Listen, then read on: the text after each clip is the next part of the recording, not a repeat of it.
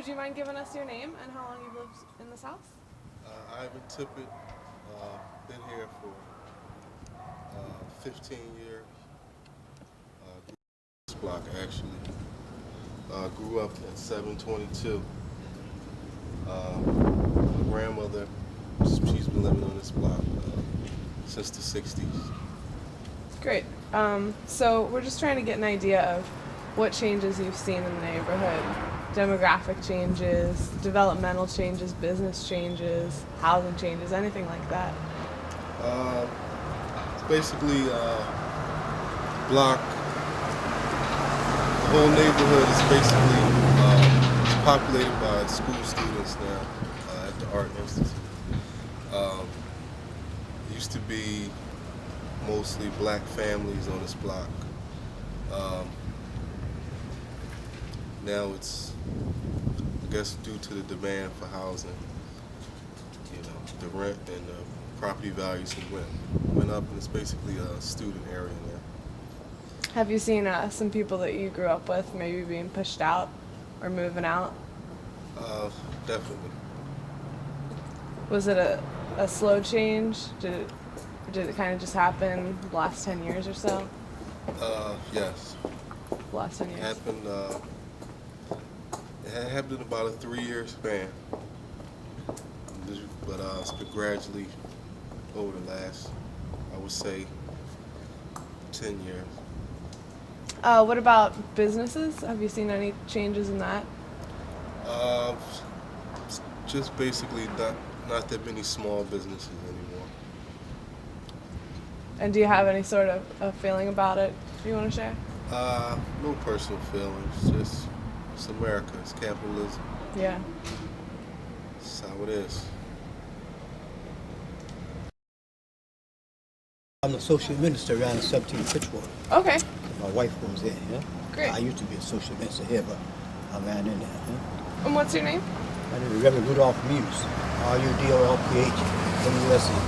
Nice to meet you. So like I said, we're looking to see about this neighborhood and basically trying to figure out what changes have occurred over the years. Demographic changes, housing changes, business changes. Geographic, houses, business, all of them changed since I was a little kid, okay? They say you used to have distinguished doctors and lawyers used to live in this block, you know what I mean? Distinguished people who go on here, you know what I mean? So that changed from that. You see the buildings they're putting up, used to ain't been no empty, a lot you couldn't find this neighborhood before we started rebuilding, tearing down. So it's great, it's coming back to greatness. It was a great neighborhood, you know? And now it's coming back to greatness.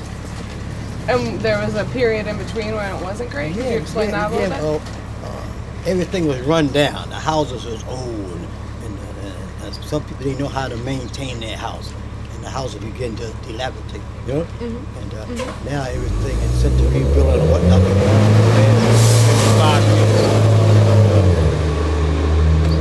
So you feel good about it? I feel great about it. If you happen to go past 16th Bainbridge, if you go that 16th Bainbridge, look at the house called 1620. That's where I was born and raised at. I used to see how they tore that down and made a big apartment. Beautiful, two garages. Have you seen anyone get, priced out of it though? Have you seen any negative effects of it? Well, that goes on. That goes on all over the world. So I haven't seen it, but I've heard situations like that. You know, that goes on all over the world. You know, that's been going back in Western days when it was land grabbing. so, It's true. That's how we started this country. yeah, so just got a more legal way to do it now. But yes, I've seen it. But I haven't seen it affect anybody too bad. You know, I heard about it. I haven't seen it. You know? Just like over there on South Street, there. One of the businesses ran a couple of businesses out because they had other business moving in, and this business didn't have no customers to come down no more because of the parking and all that. That's the only difference. Parking space and all that, you know what I mean? It's terrible. The churches, they don't have no parking space they used to have, you know? So sometimes they got to park in the schoolyard down here. So that's because people are moving in. You can't fault that. They're coming in. The neighborhood is turning over. So what they got to do, they got to either build their own parking space or else. Or ride bikes. That's a good idea. I'm Josephine Alcott, and I've lived here since just before 9/11 now. Great. We're trying to see, how this neighborhood has changed over the years. I'm wondering if you've seen anything in the past, Oh, I yeah. guess, almost 10 years. This house was a heavy-duty crack house, as though it were attended very well, as if a major motion picture were being shown. There were never any fewer than 25 crack addicts on the street. That apartment up there was a crack distribution center. The second house next to that was several others. I think there were about 5 crack houses on this street at that time, and abandoned houses. This was a big abandoned building. There were desperate people with wagon loads of stolen goods, trash, trying to trade it for crack, cocaine. They were a bad problem. I have 7 stitches in my head from somebody knocking on my door, and I came out. I was trying to rescue some alley cats who were here, and they were fooling. I said, "Oh, don't touch the kitten. The babies." I said, "Babies." They said, "Oh, babies." And then they threw rocks at my head. Oh, that's terrible. A person who lived across the street had that previous afternoon threatened to have me hurt because I had plants on the side. She didn't like them. What she really didn't like was that I was complaining about the Yeah. And it was awful because so many of the people were related by, it's not a regular confirmed familial relationship, but they were somehow brother and cousin to every other second person. And it was hard to get a handle on it. And then who exactly came in to make those changes? I was responsible for contacting a great number of people about this because some very beloved pets of mine died suddenly. I was in contact with some city officials and people in constant contact. They kept me up all night, so all night long I talked to the FBI and South Narcotics and whomever I could reach, and nobody could believe it. They didn't put a hole in that. And there were a Temple student and some new art students on the street who were huge help to me. We helped each other, and they're still my friends. They came and moved my plants. I still grow beautiful plants out here, and they moved them in when the weather changed. They showed up from nowhere and brought them in the house. 600-pound plants, little tiny guys. Gary, yeah. And so you said this used to be an abandoned lot? A house. It was abandoned for years and years, and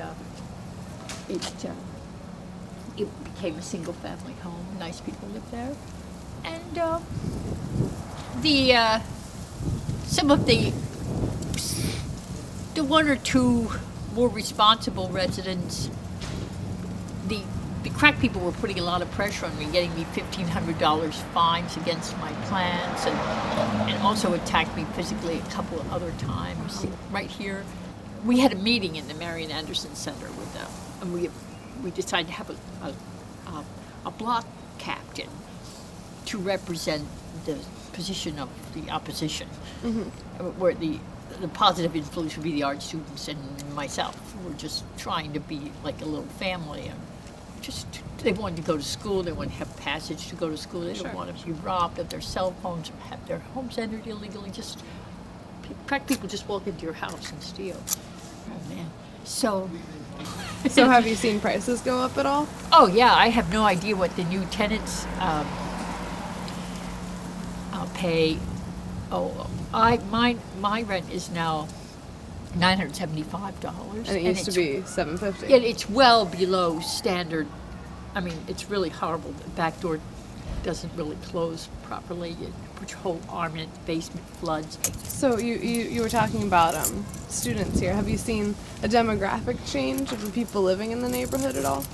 Well, yeah, the students are better heeled.